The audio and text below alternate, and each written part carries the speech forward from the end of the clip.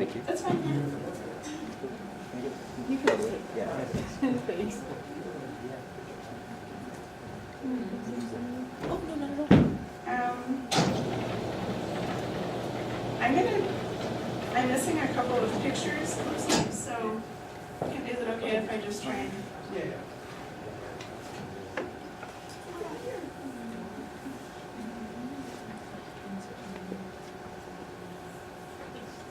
You want to line out the screen? Sure. Something like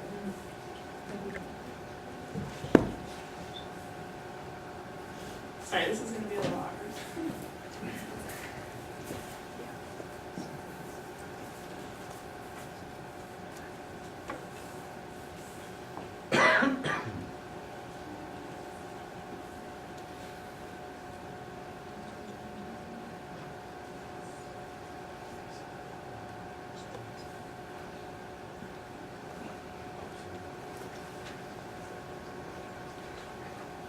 Alright, so my name is Hannah. I live in Denver. I'm a nurse. I also founded the Colorado Micro Sanctuary Network. And I just wanted to introduce to you, maybe some of you have not heard of this concept of a micro sanctuary, so I wanted to talk about it and some of the really specific things I think that it can help us achieve in the animal justice and the animal liberation movement. So this is an image of some of the hens who live with me at my sanctuary, Sacha Micro Sanctuary in Denver. And as you can see, they're eating their own eggs, so I've broken the eggs and then cooked them for them and returned those eggs back to them as their own property in an action of animal liberation in action.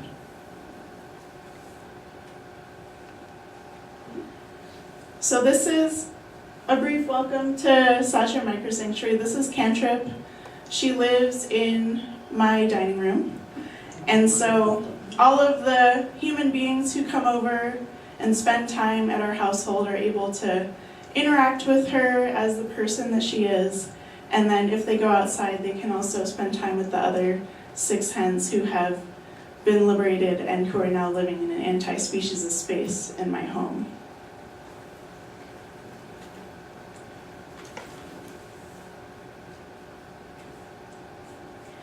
So I want to introduce to you this concept of the Gandhian Iceberg.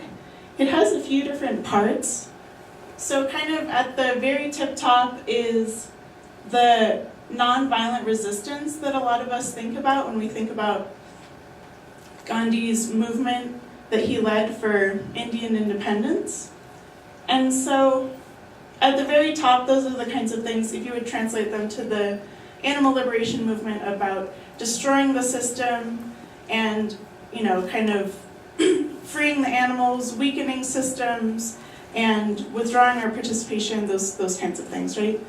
And then a little bit further down, you can see that it says constructive program right at the surface of the water where the top of the iceberg meets the portion that's underwater. And so that's what I'm very interested in, is the constructive program and not just thinking about the obstructive program. So one thing that we can kind of think about is rebuilding the new society that we want in the shell of the old. So not only what are we doing to destroy systems, and what are we doing to end breeding and end farms and end animal exploitation, but what are we actually doing to create the world for animals that we want to see and that we're all committed to? And micro-sanctuaries are a critical part of that, is what I believe.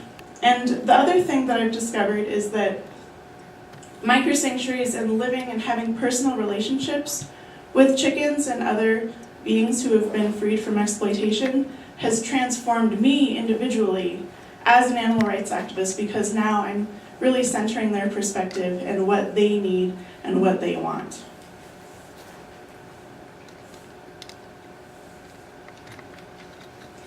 So the animal rights movement the animal liberation movement has a few different problems, and I don't mean that in a sense that they're problems about what we're doing wrong, but they're really kind of challenges that we face and we have to address them. And that if we kind of ignore these problems and don't solve these challenges, then we're not going to be serving the interests of the animals who were really committed to helping and to being in a positive relationship with. So one of the issues, or one of the challenges of the animal rights movement is this issue of animals being voiceless or us being a movement of allies. And I think that we could have a whole nother conversation about the issue of voicelessness, whether it's speciesist to talk about animals being voiceless or whether it's actually appropriate because they don't have political voice in our country, they don't have political power. But the issue really is that it's critical as animal liberationists and people who are committed to animal justice that we really center the interests of the animals in this movement and really kind of help people connect their actions with the individual lives of animals who are being impacted. So this is something that microsanctuaries really allow us to do, because when human beings come into contact with animals who are in an anti-speciesist space, and really a space where they've been liberated and are being respected as persons, we can both allow people to observe the animals in that kind of environment where they can have a new and transformed relationship with them. And then as we get to learn more about the non-human animals' language, we can kind of translate, if you will, for the people who don't have as much contact. So we can really say to people, this is Cantrip, and kind of talk them through a little bit what they're seeing. So, you know, she's holding her mouth open, she's kind of stressed about something. She's in pain. This is what she likes, this is what she doesn't like. And this is how you interact with her respectfully. And the more that we can ground ourselves in the lived experiences of everyday animals and the people who we're really fighting for, because each person on a microsanctuary represents so many more animals who we don't know and who we don't have contact with and that we'll never know and we'll never be able to save. And so connecting people with individuals like Cantrip on a one-to-one level will allow them to connect their actions to a much greater picture of what's going on in the wider world.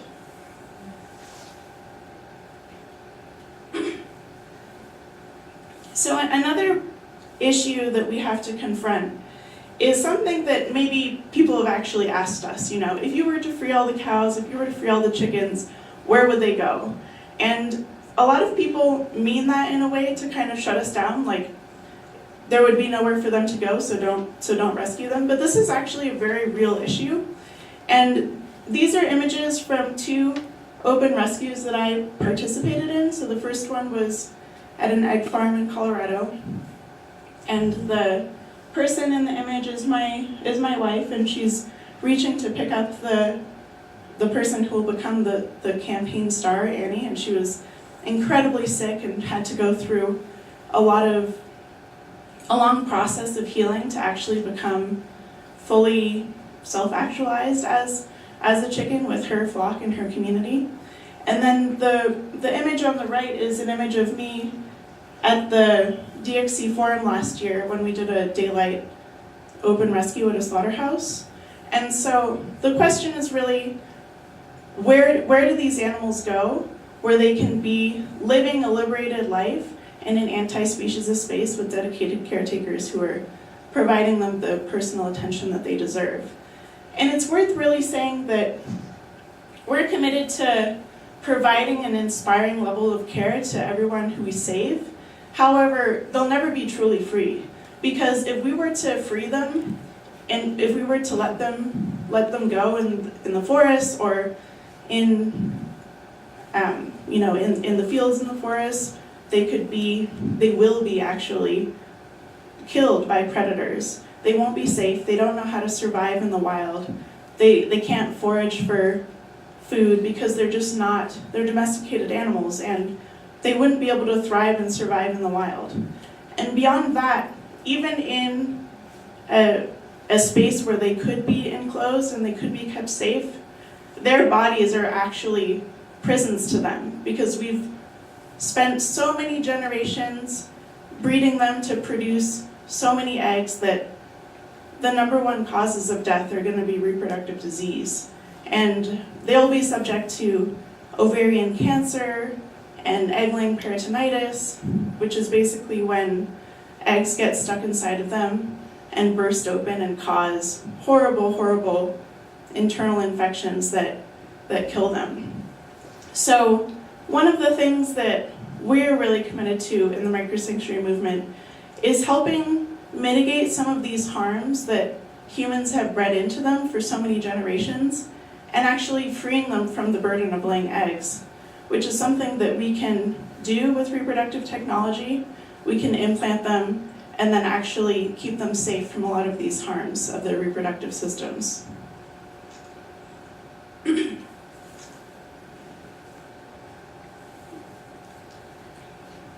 So this is another image from my microsanctuary. This is one of the hens and my dog. And we actually had a friend visiting who had a van that said, you can live with chicken wings, I can't. And it had a chicken on it, so I thought that was great. Great picture.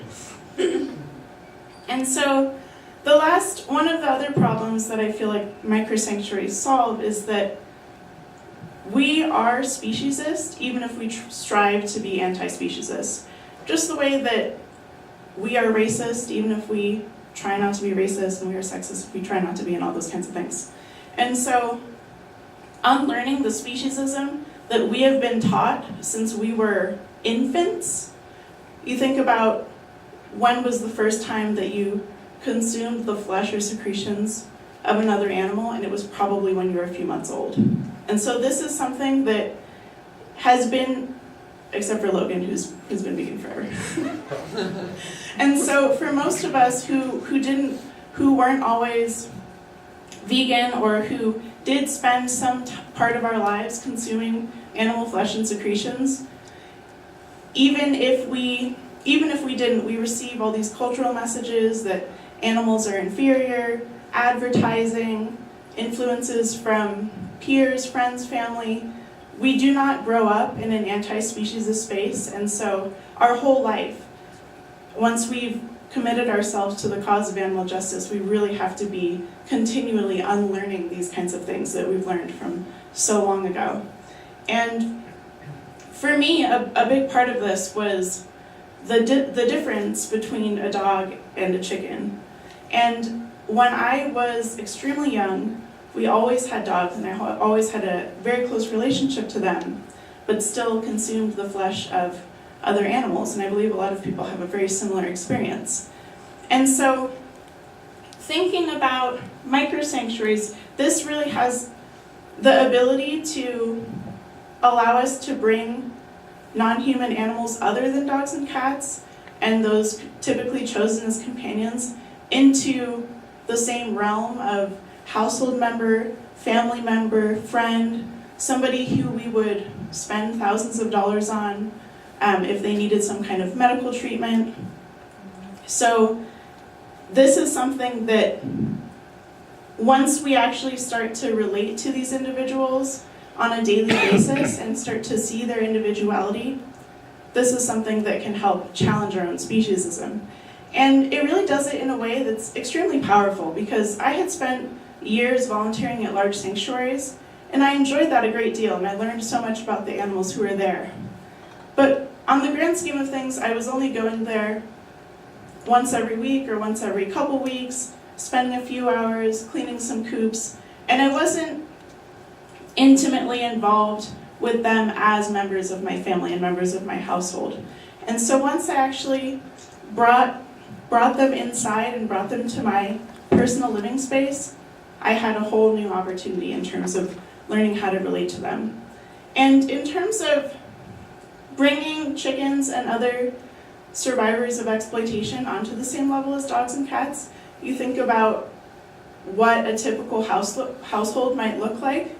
They might have 1 or 2 dogs, might have maybe 2 or 3 cats at most, probably, in terms of the average person. And so when we bring chickens into our lives on that kind of level, to where we're taking care of a small number of chickens and giving them extremely personalized and excellent care to an inspiring level that we would give to any being who lived in our house.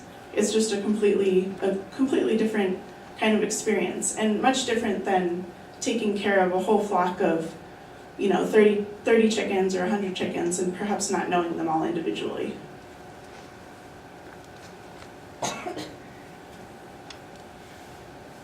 So there's this great quote by Martin Luther King that I really appreciate, and I'm going to kind of paraphrase it here, which is that there's no problem with a law that says you have to stop at red lights. But if a fire is burning, or if a person needs to be rushed to the ambulance because they're bleeding out, you have to have the fire trucks and you have to have the ambulances who can go through the red lights and get this person to safety, because this is an emergency that we're talking about here.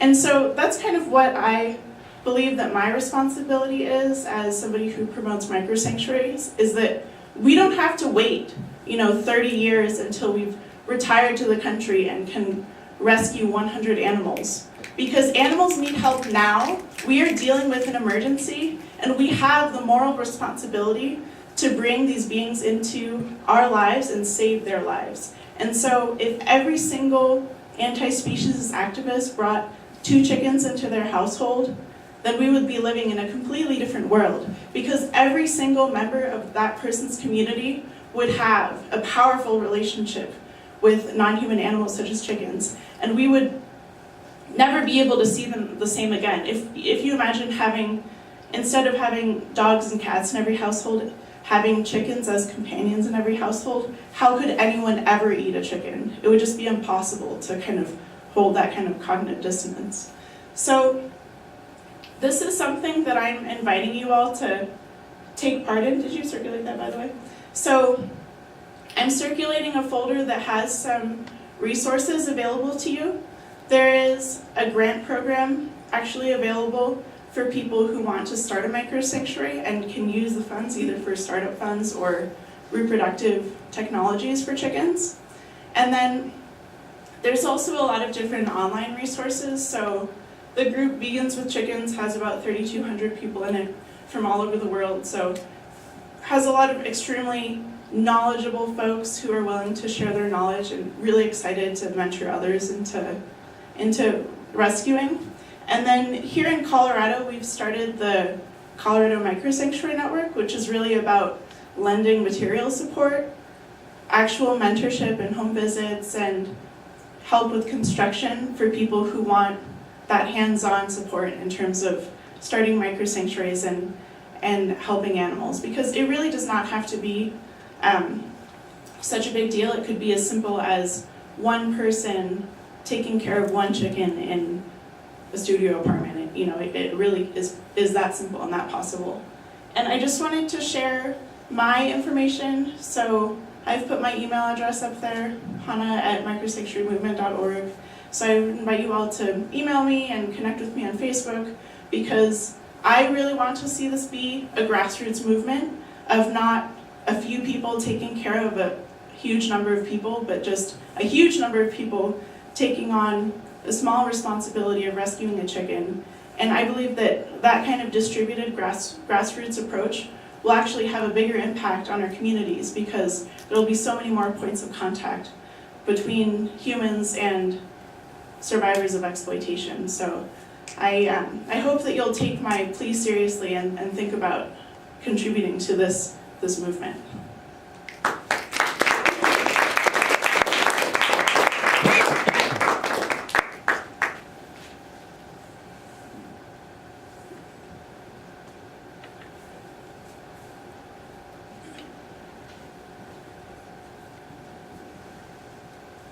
Awesome. So, as Eric gets set up, and thank Hannah for their presentation, I would just want to kind of emphasize a few things. There's zines in the back, $1 to $3, some stickers, some shirts. There's some books over there at a whole bunch of different prices. And then if I could get, we are doing a reservation. We're trying to connect with a few people, different restaurants, and see how many people would like to go out to eat after this. And that would be awesome to build a community, but just raise your hand above your head so I can see. There's Okay, here we go. Okay, Jonathan's. Oh, Okay. okay. 1, 2, 3, 4, 5, 6, 7, Is it- 8, 9, 10, 11, 12, 13, 14, 15, 16, 17. Okay, cool, got it. Go for it. Okay, awesome. I would like to introduce, and each of these individuals on this panel are amazing. I got to meet Hannah, who I admired for a long time, and her mother, if I may say, about the positive posts, because when it comes to race and animal liberation, it's fairly void, as this whole conference is kind of emphasizing. She just makes some amazing positive posts, so if you're not following or friend with them, please follow them. They're amazing. So, without any further ado, yeah, I'll let Eric take over and talk about academic repression or academic intelligence complex, I should say. Thank you. Thank you for having me. How's everyone doing? End of the day, getting there. Happy Veterans Day. Do we have any veterans here? Thank you very much for coming. I appreciate it. Thank you. And thank you for organizing. Who in the room has participated in organizing this event? Thank you very much for your hard work. I really appreciate it. And Anthony, thank you for inviting me here. I've had the pleasure of working with Anthony once or twice, and to be talking about a project I got to work with Anthony on. That was a great learning experience. I heard he slept once. I think it was August or September. I'm not sure. Who knows? He just left the room, so I tried to badger him, and he's gone. So I tried. Today I'm going to be talking about academic repression, academic freedom, and a project that Anthony and I worked on. You know, you listened to Johnny Lupinacci earlier talking about neoliberalism and all the challenges that we're experiencing in higher ed, and you hear Madi ask about law school and the challenges and the paradigm shift she's going to experience there. That's a great question for her. It is a dangerous time. There are a lot of challenges. I don't know if you have read the Durango Herald and followed any of the incidents that have happened recently with our institution, and it's happening everywhere. It's not just here, but we live in dangerous times, and our freedoms are challenged. So it's nice to think about some of the ways that we can organize and challenge some of those forces that are affecting us. The academic intelligence complex is a concept I'm working on right now that's following through with an idea that Anthony and I worked on our Fighting Academic Repression text, which I'll be discussing today. And I'm a compositionist and rhetorician. I teach writing here, and I'm also the coordinator of the Peace and Conflict Studies program. I was at our marquee conference last March, the Conference on College Communication and Composition. And Linda Adler-Kasner, who's very well known, was giving the keynote speech on this topic, and she was identifying this educational intelligence complex, right? And that is this group of organizations and testing companies and outcomes and student learning outcomes and measurements. And she's identifying how these organizations, and fueled by some marquee documents and publications, are forwarding these narratives of what they think education should be. And I've taught college writing for 19 years now, and I've seen the changes in our expectations. I've seen the changes in our funding, the changes in our amount of tenure lines, the adjunctification of our institutions, the changes in our health insurance, and our freedoms, and our choices of textbooks. I worked in Denver, which I'll be detailing just a little bit, trying to fight some of these challenges, but it's a large issue that we're up against, and just the fact that the people who create the testing are the people who create the outcomes, and the people who structure the Common Core are the people who are going to measure whether or not that Common Core gets done. And you have to question whether or not that is in anyone's freedom and academic freedom's best interests. So the issue today, and we heard Johnny talk about this a little bit, is neoliberalism, right? It's this infusion of market and competitive logics taking place within our universities. And it's this audit processes, right? And it's the amount of money that academic institutions spend on people pushing papers in the back room or people teaching students. And it's the expectations students have, and it's your signature assignments and your assessments that are taking place in every class. And those are coming down from this accountability. And then they're funded mainly through private funding and also student funding, right? We've seen a great drastic change in the state of Colorado on where funding comes from. The more it gets cut at the state level, the more it's pushed on students. And we have this concept of free college education that's constantly being challenged. And within these, and for those of us who speak up against it, it's dangerous. And the times are challenging. And within that is the concept of academic freedom. And we have to question, you know, what are our abilities for free speech? What are our abilities for the common good? And what are we doing for the common good? And how is that being regulated by others? So within our discipline, there's a lot of texts, and as Anthony and I went into this project, we worked with some of these texts, right? So the University in Ruins is a very famous text focusing on academic freedom and the challenges. Of these, Michael Berube, The Humanities, Higher Education, and Academic Freedom is very influential in identifying what in my discipline in the humanities being the challenges that we're up against. And he's done a lot of really good work on academic freedom and rights and working with the American Association of University Professors. Of these texts, really, Giroux comes in with University in Chains and has made some important arguments on academic freedom and identifying neoliberalism. But the problem with many of these is that they're academic, and they're overly academic and theoretical in their nature. Of these texts, I think Anthony's got two of these up here, and they're very influential. Policing the Campus has been a great text for me in helping me better understand my situation and my role in academia in the last 20 years. I don't know if any of you are familiar with the Academic Repression book. Here, has anyone spent any time with that text? It's a pretty impressive text in our discipline. My other joke for Anthony, and he leaves, is so that the introduction of this text is 117 pages long. And unfortunately, the discipline needed that. We needed that explanation of the complexities of the issue. So aside from the many excellent readings available in Academic Repression, I strongly recommend, and all of the excellent authors who have contributed to it, I strongly recommend looking at that introduction. And when Anthony and I worked on our text, I said, I'm not going to do that, by the way. We got away with 30 plus pages, but that is an excellent text, and it really set the stage for our work.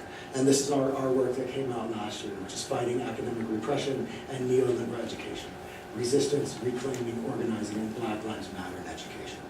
And that's what I'm going to be presenting on today. I'm really going to give you a summary of some of these texts, and I'm going to give you some go-to areas. There's some undergraduate student writing, there's some graduate student writing, there's a variety of countries represented, there's several different articles from the UK, from Australia, and some articles about some of the challenges happening in Colorado as well.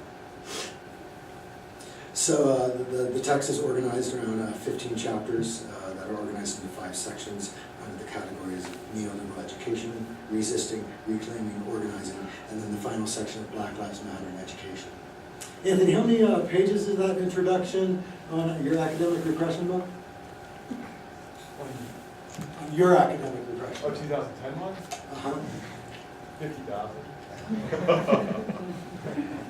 You missed all my bad weeks, so I just had Yeah. You just sing class?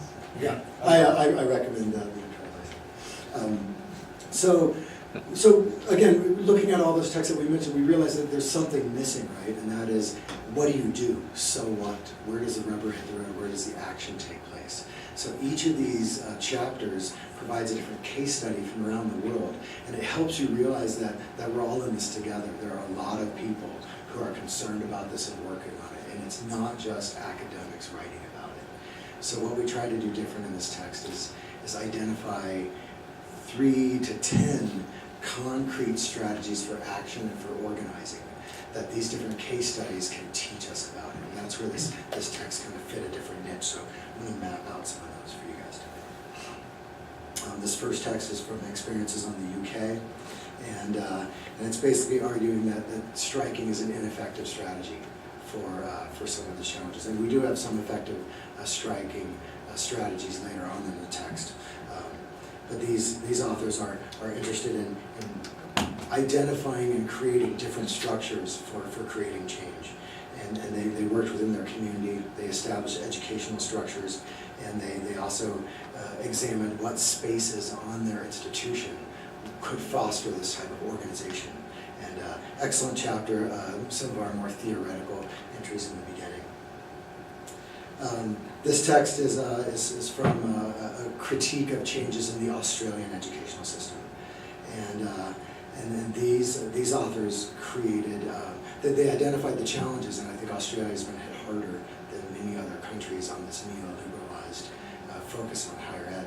And these authors, they created an educational working group amongst several different faculty from several different departments in their organization. And they really established a community where they educated each other, and they created structures for creating change. And then they were able to work with their local union and kind of parallel their organization and their strategies, and then they created some common databases to work together. And then they also, were flawed, right? And a lot of our linear approaches were expecting this immediate change, and we all realize it's more cyclical, and how we can assess things and understand what we've created. And then they really they detail their experiences, and then they kind of identify how that change can take place over a long period of time, and how we need to be careful and not be too expedient on measuring it. Finishing up this first section, we have a sociology professor here from Fort Lewis College, Mark Cease, who's identifying some threats to faculty governance and sharing a very fascinating case study that we experienced here at Fort Lewis College. And it was really the collective movement that led to our chapter of the AAUP here on this campus. And when we first started, we were the largest AAUP organization in the state of Colorado, and we're very proud of that. And just this coming Wednesday, so the AAUP kind of started from a series of exigencies and crises on this campus that were created by top-down challenges. And just this Wednesday, the AAUP is responding to some of the more recent challenges regarding faculty autonomy and the faculty's ability to express their academic freedom here on this campus. So Mark's chapter is very clear and concise, and it argues and details the processes that we went through in creating our AAUP chapter and maintaining that presence, which since the text has been published, our AAUP has done a really good job with that. Moving on to our next unit, we have a really fascinating chapter from a scholar from the UK, and she's kind of identifying how, as academics, we challenge each other, and we challenge each other's ideas, and we compete for the same resources, and we're kind of preventing ourselves from organizing and moving forward with our ideas. And she begins by talking about some challenges she had at conferences where individuals were debating over different ideas, and they were creating this kind of division amongst themselves when at the same time they were seeking the same goal. And Camilla does a really good job in challenging that and arguing for these more forged alliances. And her story is really interesting to see how you can really work together with individuals who may have different beliefs, but you all share a common goal.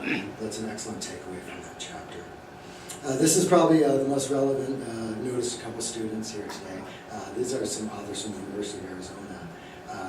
This is a really clear chapter on pedagogy, and the arguments are, what are we expecting of student labor? What are faculty labor expectations? But at the same time, what are student labor expectations? Why are we assigning the work that we do? They're arguing that if faculty and instructors can create trust within our students, that we can avoid a lot of these assignments that are mandated for us to assess our individual outcomes. And if we can instill this trust in students and this growth, and have students take charge of documenting their growth, that we can restructure a lot of our classroom pedagogy and a lot of our instruction. And this chapter is really clear about that. So if you're a student interested in changing the structure, I think in Johnny's final comment earlier, he talked about changing the structures of education and getting involved in pedagogical systems. And this chapter really argues about what we can do against that academic intelligence complex where we're mandated to continually assess our outcomes. So really good example of this everyday resistance, and it does give students excellent strategies in the classroom for challenging their teachers' expectations and taking control of learning on your own. This is a chapter that I collaborated on with a colleague from Fort Collins, where we detailed some of those fights that we had in Denver. And as we were fighting for in these faculty conversations, and we're fighting for control, that's when we started to understand all of the influencing factors that were taking control of our education. The system was a great idea by the state of Colorado to have faculty conversations, but they really didn't care what we had to say. They were mainly concerned with which organizations' outcome statements could help us better collect data on our student learning, and therefore submit that to prove our continuous learning for our reaccreditation organizations. And that was the standard structure. And we fought that. We fought the AAUP LEAP rubrics, and we fought the wiki standards and the wiki passport. And they're trying to normalize this education in a sense where we're stripped and devoid of our own control over our curriculum, and we're teaching other people's ideas, and it strips our autonomy in the classroom. So that's a really important area to focus on. And then within this, we detail our strategies, getting involved in these state conversations, working at the Capitol with legislatures, and we're really interested, as rhetoricians and writing instructors, we're really interested in controlling the narrative and speaking out and writing about it, right? Someone else is going to write about it. Some organization is going to come out and criticize what we're doing with civic education in our classrooms. And it's our opportunity now to control that narrative. And by speaking about it, publishing on it, organizing it, we can do that. This is a very interesting article that talks about physical spaces on campus. What do those physical spaces represent? Free speech zones, right, which we all oppose. This whole campus, all campuses are free speech zone. We should identify some small corner for someone to do that. What are the places, the corporatized cafeteria, the corporatized bookstore? Where are the spaces that have been taken from us that we can take over? Another challenge is what are all of the regulations and rules for organizing? I'm on the free speech task force, and what are your rights for free speech, for amplification or not for amplification? What are these policies? How student friendly are these policies? How can you organize and present an idea on campus if you have to go through 5 steps of filling out the right paperwork, of identifying the right location, of having the proper amplification? We're experiencing that too. Everyone is experiencing that right now. It's a huge challenge about free speech across the country. And this chapter does a really good job in examining how different policies restrict and limit our abilities to organize and speak on campus. And sometimes, just the filling out a room request for a space and having students do that on this campus is impossible. And we're not alone in this. I'm not necessarily being critical of this institution. We are guilty of making things more complicated. So this is a great chapter for analyzing how you can recreate physical spaces. This chapter, what Ryan does here is he analyzes international mobilization movements, mainly through Western Europe and a little bit of Eastern Europe in this chapter. And he's arguing how the approaches that we take for organization are not in our best interest necessarily, and that we can learn a lot from a comparative case study of what other countries have done for larger international movements to help us be more productive. So that's a really interesting international comparative analysis. Gentlemen, you just got to be introduced to, if you haven't met him before. Johnny Lupinacci contributed, and this is pretty fun, right? This is about chalking. Who owns the concrete outside of our buildings? And I know that Anthony's owned some concrete outside of our buildings with some chalking and experienced some challenges with that. So he can speak on this really well. Thank you. So this is about guerrilla pedagogy, right? And what Johnny does is he details a curriculum where he has a group of elementary school students take over his curriculum and chalk the entire campus and the challenges that he experienced with that. But it's a really excellent map out of that strategy. It's really fun. So this is excellent if you're interested in political organizing. This chapter details basically contract negotiations with faculty and graduate students who were having their rights taken from them.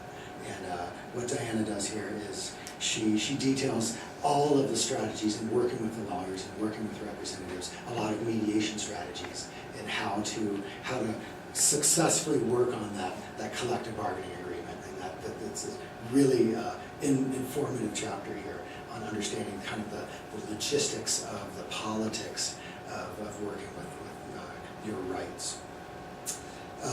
This is a philosophy professor and a philosophy graduate student really critiquing the adjunctification of higher education and really trying to organize people around identifying adjunct labor and rewarding adjuncts' rights.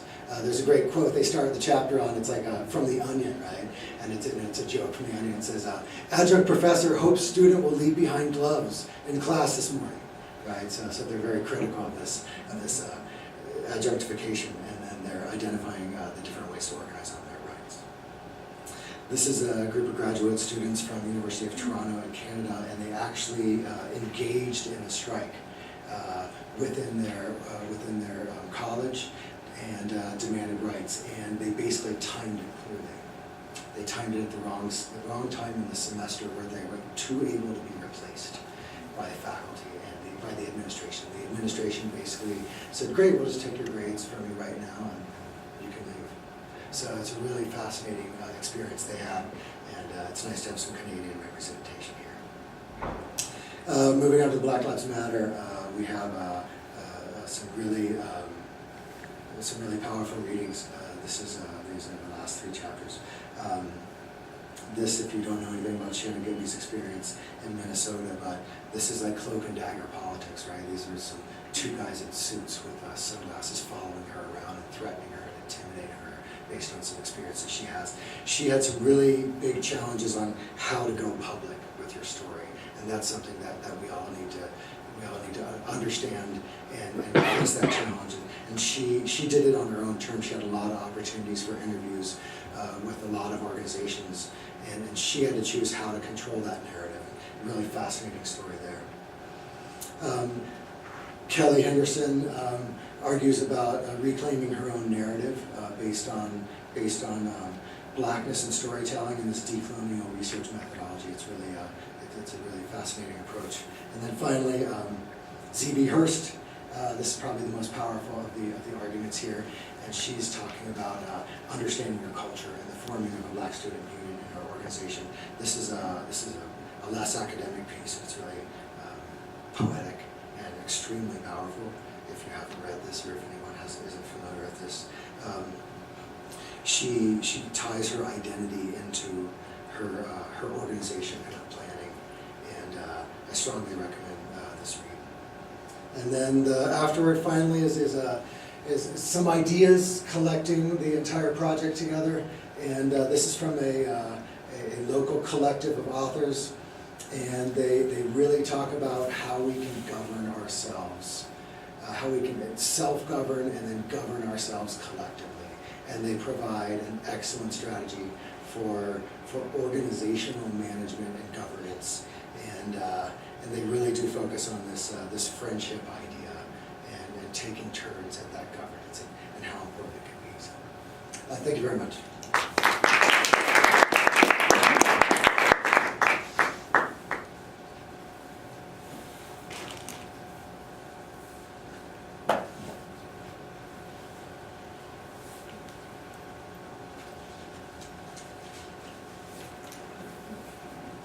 How's everyone doing? Great. Awesome. Okay. All right.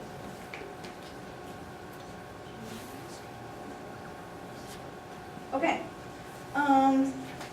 I just also want to start off by thanking all the organizers and everyone who has joined us today and is participating in this conference.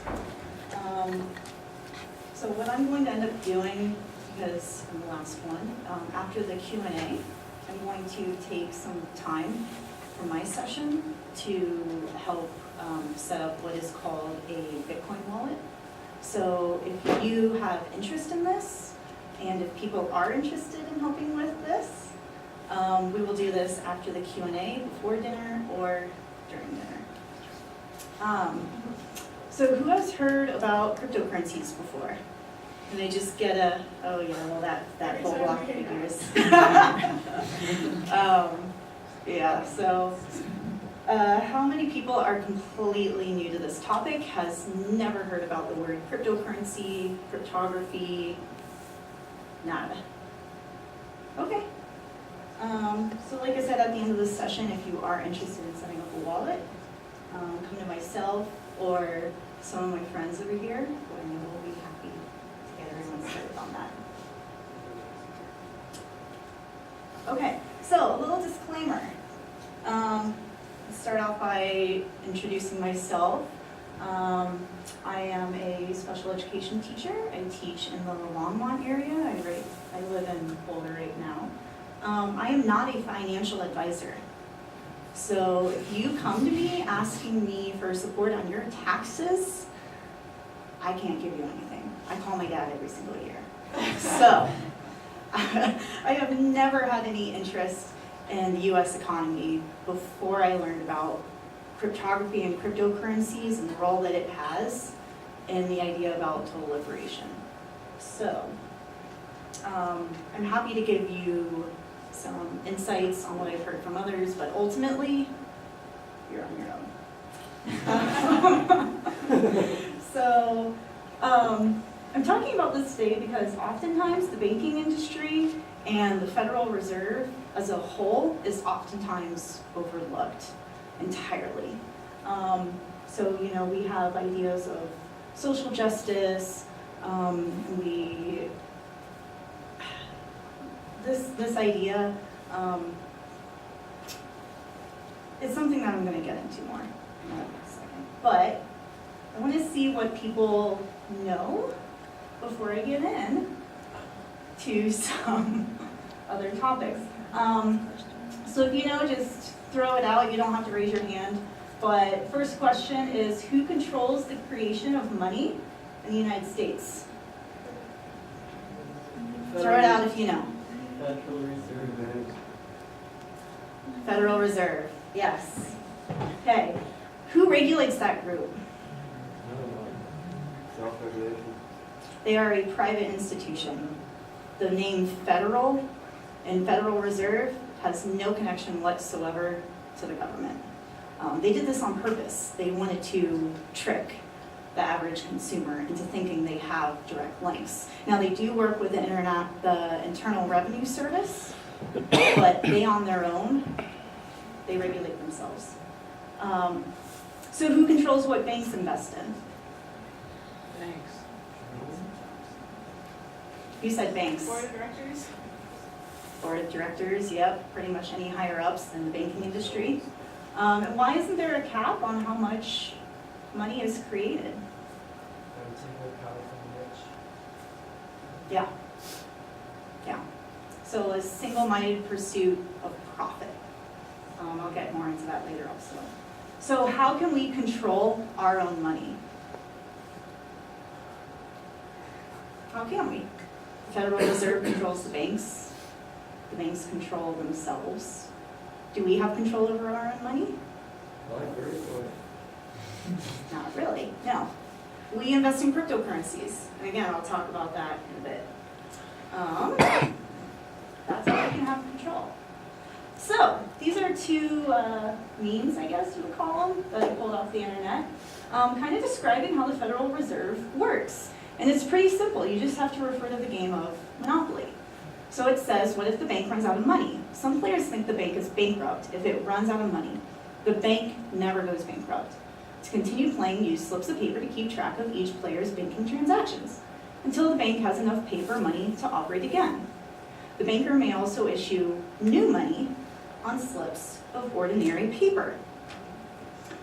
So this is essentially how the Federal Reserve works as a private institution. This is what happens. They refuse to be audited. They refuse to be transparent. They have exclusive control over the world's most dominant currency. The picture on the right shows a series of notes starting from 1928. So with this picture in particular, the top one, it says redeemable in gold on demand at the United States Treasury, or in gold or lawful money or any Federal Reserve bank. So it was still considered as something that was redeemable for something else. But as you can see on the bottom, the 1963 series, and this is what it still says on your current dollars today, this note is legal tender for all debts, public and private. At this point, the Federal Reserve noted, this is quite literally, well, money is just paper. And it is pretty much designated as money because the Federal Reserve says so. So, therefore, I mean, the most powerful medium we say in today's world is literally, quite literally, in their hands. It is theft, plain and simple. The Federal Reserve, what they do is they transact loans out to banks. The bank, therefore, loans out money to us, and they gain profit from these loans. And this process just repeats over and over. Okay.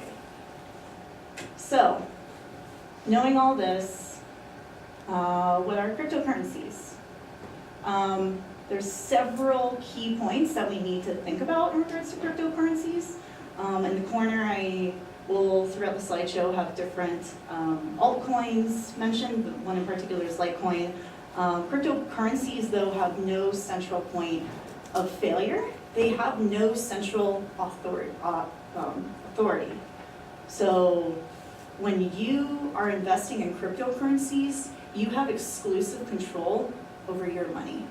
No one else has the power to say, you owe this much in fees, because your checking account has been overdrawn. It is a peer-to-peer network. Third parties do not need to be utilized. You don't have to use a bank or Western Union to send money to someone who lives in another country. You can simply use what is called a public address, and you can think of it as an email address, to directly send money from one person to the next. This can be done in person, or cryptocurrencies are entirely digital, you have the means to use that. It is a medium of exchange, and it has no hierarchy. Again, without this authority telling you what you can and cannot do with your money, you have that control. It is decentralized, disruptive, neutral, entirely digital. And I'll get into just a second what it means to be decentralized. So these three images kind of represent different entities that we can think about today. So centralized, it has, as you can see in the middle, a single point of failure. And some examples of this could be banks, electric companies, anything that isn't a decentralized, autonomous organization. In the middle, this is currently how the internet also works, but in addition to that, Bitcoin and other cryptocurrencies. So this idea of decentralization means there are multiple points within this network. And then lastly, distributed, which is the most difficult to achieve, but distributed means there are no discernible points of failure. Yeah.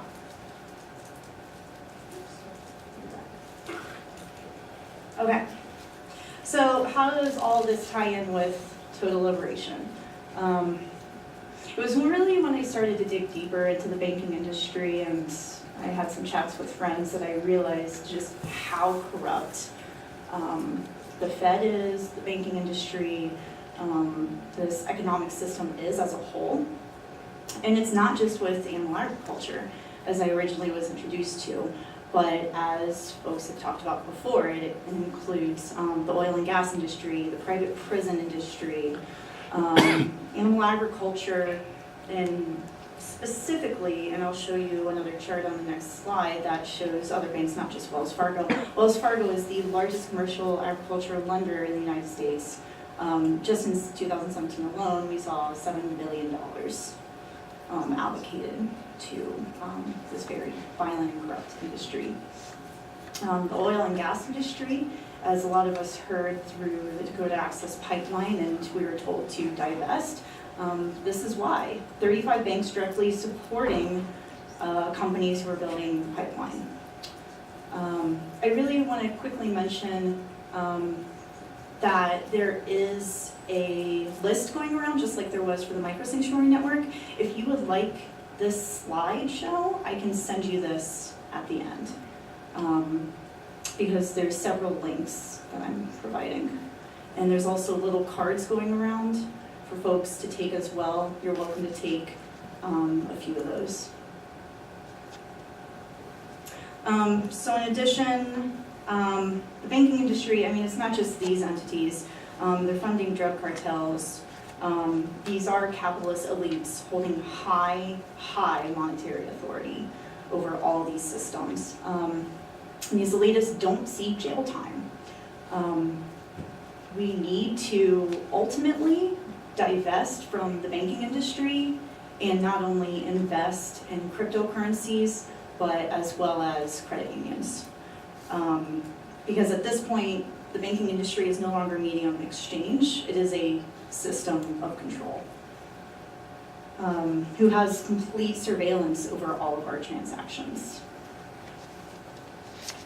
Okay, so it does say at the top 100 farm lenders. However, I couldn't fit all that on the slide, so it has the top 20. And I will note that there are a handful that routinely come up to invest the most in these very corrupt industries. First and foremost, Wells Fargo. Another one is Chase, U.S. Bank, Bank of America, JP Morgan. Those are kind of the 5 hard hitters. Citibank is number 12, but they routinely are investing in the private prison industry, as well as other violent and corrupt entities. So as you can see, I mean, this is ranging not only in the millions of dollars, this is billions of dollars annually. And if you can also note on this chart, and I do have the resource at the end if you want to double check, there's not a single credit union on this list. I have looked through the entire list. Credit unions work through member ownership. So when you invest into a credit union, you actually have a say in what your money is invested into. And banks are exclusively for-profit enterprises. So quite the difference. And Jerry Santonopoulos is a great resource that I highly recommend looking into his videos on YouTube. The QR code that's at the top of the little slips of paper that I'm passing around has a great video. It's titled Money as a System of Control. Highly recommend watching it. And he says Bitcoin is the internet of money. Currency is only the first application. At its core, Bitcoin is a revolutionary technology that will change the world forever. And I will like to point out that cryptocurrencies, they don't stand alone, they fall under the blockchain umbrella, which we'll get into in a second. And the blockchain serves many different uses. I highly recommend, I don't really have time to get into everything involving the blockchain, doing a lot of your own research with the resources I've listed at the end, and any others are going to further your knowledge base about blockchain technology and applications. But it not only serves to function as a digital currency, but you can replace registration, vehicle registration, wills, passports, certifications, contracts, trading records, and dozens of other applications are possible through the blockchain. Oh, one other cryptocurrency that's my new recent favorite, but it's Monero. Had to point that out. So there's so many ways to share this information. I highly, highly recommend everyone to first and foremost, if you're still banking with an actual bank, and sometimes you can say banking in terms of being with a credit union, but if you're still invested in banks, whether it's a checking account, savings account, you have your mortgage, go to your local credit union and figure out, what can they do for you, because the exact same services that you receive at a bank, you can get at a credit union. The exact same technologies that banks offer, whether you're using the phone application, you can get at a credit union. When you go to the bank, be sure to mention why you're leaving. So tell them about crypto, tell them about the pipelines, tell them you are not okay with them investing millions or billions, most likely, of dollars into these violent corporations.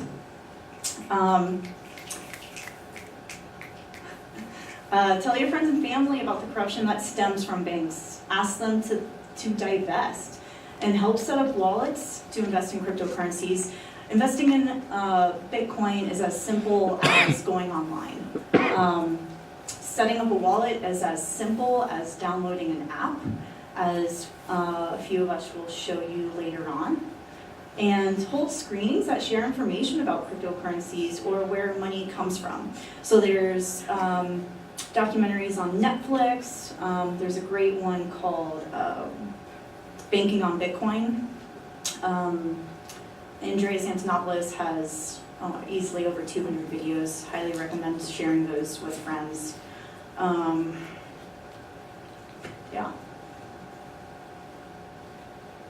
So something else I've been taking on more recently in the Boulder area is trying to get local businesses to accept cryptocurrencies as a form of payment. There's this awesome raw vegan restaurant that's super close to my house. The owner's completely amazing. Didn't have to really sell the idea of Bitcoin to him, and he was willing to start accepting it as a method of payment. And BitPay exclusively accepts Bitcoin, and that's an easy way for businesses to start utilizing cryptocurrencies.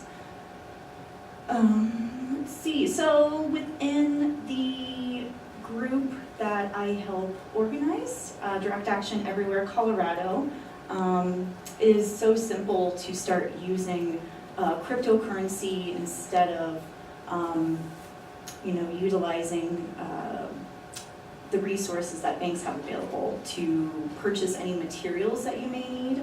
Number 4, it mentions a website called Hearst. So you can go to that site, spend Bitcoin, and help normalize this technology, because the more we spread these seeds and the more we talk about cryptocurrencies, the more people are going to not only divest from banks, but to help spread the word about what is happening with these institutions who are being so heavily invested in. You can leaflet information about cryptocurrencies to the public. I leave them on ATMs. I leave them in the banks, I have friends, leave them there for me, but. And then last but not least, you can start a crypto party. Host a meetup group to discuss cryptocurrency and total liberation. There's one in Denver that I attend monthly, and it's just been a blast. There's some in Boulder as well. So it's really easy, even if you don't start an entirely meetup group. There's so many easy ways that you can integrate the idea of cryptocurrencies into the current actions you're doing today towards total liberation. Let's see. Okay, I'll get back to that in a second. So these are all the resources that I was mentioning before. There's just so much to get into with this topic, and I would love to talk to anybody more about this later at dinner or after this. If anybody would like to know more specifically about like divesting from credit unions, investing in cryptocurrencies, or I'm sorry, divesting from banks. Please don't divest from your credit unions. Yeah, we can turn this industry on its head by taking the power back. We can take back power and utilize this technology in so many different applications. Let's see, so there's another one. Yeah, that's Annie. She was mentioned in the last presentation, or the one before that. And yeah, there's a lot of important words and key terms